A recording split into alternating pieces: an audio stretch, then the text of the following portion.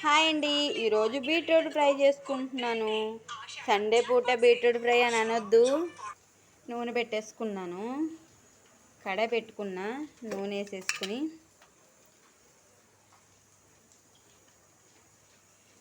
ఇది beetroot fry ఎంతమంది చేసుకుంటారు? ఇలా పచ్చి కొబ్బరి పచ్చిమిర్చి వేసి నూనె కాగనిద్దాం.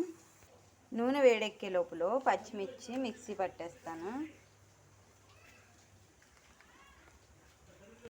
నూనె కాగింది. దాంట్లో పచ్చెనపప్పు, మినప్పప్పు, జీలకర్ర, ఆవాలు, ఎల్లిపాయ, కరివేపాకు వేసి మంచి కలర్ వచ్చేదాకా వేపాలి. పప్పులు బాగా ఎర్రగా వేగిపోయినాయి. వేగిన తర్వాత దీంట్లోకి ఉల్లిపాయలు వేసుకోవాలి. సండే రోజు నాన్ వెజ్ కాకుండా వెజ్ ఎందుకు అంటే అలా తినాలి కదా, ఎప్పుడు నాన్ వెజ్ అయినా. దీంట్లోనే ఉప్పు పసుపు కూడా వేసేసుకుంటాను. ఆ విషయం మీకు తెలుసు కదా, ఉల్లిపాయలు వేగేటప్పుడే నేను ఉప్పు పసుపు వేస్తానని. బయట చల్లగా వర్షం పడుతుంది, లోపల వేడిగా బీట్రూట్ ఫ్రై చేసుకుంటున్నాను నేను.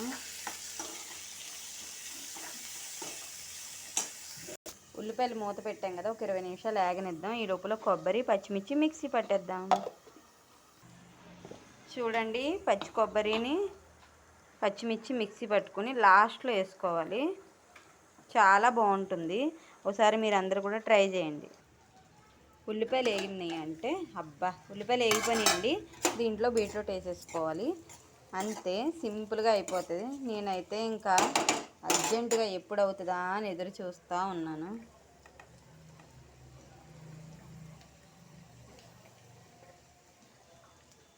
చక్కగా బీట్రూట్ వేసేసి మంచిగా కలిపేసి మూత పెట్టేసి ఒక 20 నిమిషాలు అవనిస్తే మంచిగా రెడీ అయిపోద్ది.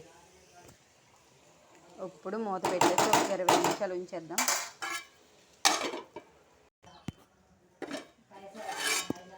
బీట్రూట్ అయిపోయిందండి, వేగిపోయింది. ఇప్పుడు ఇందులో కొబ్బరి వేసుకుంటున్నా.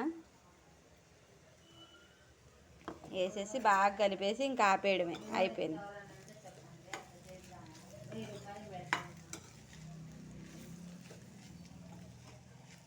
వేడి బీట్రూట్ ఫ్రై రెడీ.